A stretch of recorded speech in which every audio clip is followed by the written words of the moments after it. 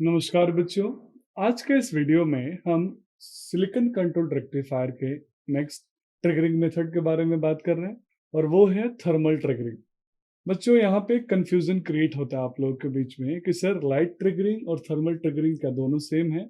तो नहीं बच्चों, दोनों डिफरेंट है। लाइट ट्रिगरिंग में डिवाइस को टर्न ऑन करने का जो मेथोडोलॉजी है वो डिफरेंट है, और सिमिलरली जो थर्मल ट्रिगरिंग है उसमें डिवाइस के टर्न ऑन होने का जो मेथोडोलॉजी है वो भी डिफरेंट है। मैं आपने समझा होगा, मैं यहाँ दो वर्ड बोला, करने का मेथोडोलॉजी और होने का मेथोडोलॉजी। मतलब जो लाइट ट्रिगरिंग होती है उसमें हम फोर्सली डिवाइस को टर्न ऑन करते हैं बाय अप्लाइंग लाइट, लेकिन थर्मल ट्रिगरिंग में हम कोई फोर्सली अप्लाई नहीं करते लाइट को, वो ऑटोमेटिक ही डेवलप होता है। और कैसे डेवलप होता है आइए एक बार फटाफट समझ लेते हैं। तो बच्चों, आपको याद होगा कि जब अपने एससीआर के एनोड को हम बैटरी के पॉजिटिव टर्मिनल से कनेक्ट करेंगे, यहाँ ए स्टैंड्स फॉर एनोड है, आप हमेशा के लिए याद रखिएगा। और कैथोड यानी के स्टैंड्स फॉर कैथोड है। जब हम कैथोड को बैटरी के नेगेटिव टर्मिनल से कनेक्ट करेंगे बच्चों, तो उस कंडीशन में मेरा जो डिवाइस है वो फॉरवर्ड बायस हो जाएगा। और फॉरवर्ड बायस में कौन कौन से जंक्शन फॉरवर्ड बायस हो गए आइए देखते हैं। ये लेयर पी है, दूसरा लेयर एन है, तीसरा लेयर पी है और चौथा लेयर एन है।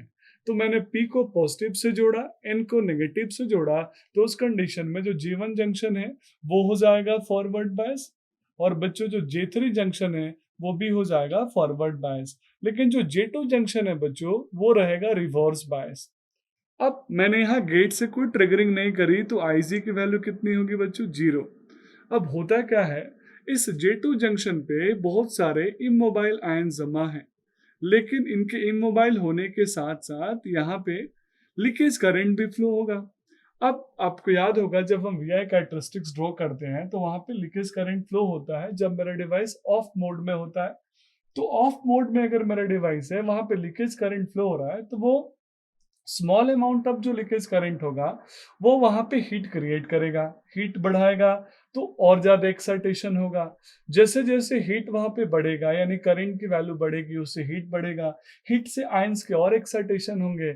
फिर धीरे धीरे जैसे जैसे टेम्परेचर बढ़ते जाएगा, बल्क में वहां पे आयंस एनर्जाइज्ड होंगे, एक्साइट होंगे, और उनके एक्साइटेशन के बाद सडनली आप पाएंगे कि जो J2 जंक्शन है वहां पे बहुत ज्यादा हीट डेवलप हो गया, बहुत हाई टेम्परेचर डेवलप हो गया, और इस हाई हीट हाई टेम्परेचर की वजह से J2 जंक्शन जो रिवर्स बायस था वो अब धीरे धीरे forward bias means conduction mode में जाने की कोशिश करेगा। ये एक नेचुरल फेनोमेनन है बच्चों, इसमें कोई हम एक्सटर्नल बायसिंग, एक्सटर्नल फोर्स कुछ भी नहीं लगाते। इवन मैंने गेट करंट की वैल्यू भी 0 करी है। लेकिन इस मेथोडोलॉजी में जो J2 जंक्शन के इमोबाइल आयन धीरे धीरे टेम्परेचर के बढ़ने से, यानी उनके लीकेज करंट से टेम्परेचर बढ़ा, उनके टेम्परेचर से फिर से वहां पे लीकेज करंट की वैल्यू और बढ़ी, तो इस तरीके से J2 जंक्शन मेरा फॉरवर्ड बायस में चला जाएगा और डिवाइस मेरा टर्न ऑन हो जाएगा। बच्चों, ये भी बहुत ज्यादा प्रीफरेबल मेथड नहीं है, क्योंकि आप देख रहे होंगे यहाँ पे हीट बढ़ने से ये जो J2 जंक्शन है समहाउ डैमेज हो जाएगा। डैमेज होने का मतलब है मैं इस डिवाइस को शायद में आगे यूज ना कर सकूं, ये इसका एक कंस्ट्रेंट है। और ये रीजन है कि हम टेम्परेचर ट्रिगरिंग को नॉर्मली प्रीफर नहीं करते, क्योंकि जब बल्क में होल आयंस का एक कॉम्बिनेशन होगा तो अनकंट्रोल्ड हीट यहाँ पे क्रिएट होगा, और वो अनकंट्रोल्ड हीट इसको डैमेज कर सकता है। तो इसीलिए इस मेथड के जगह पे हम लाइट ट्रिगरिंग मेथड को प्रीफर करते हैं। तो बच्चों, इस वीडियो को यही क्लोज करते हैं। That's all about this video. Thank you so much.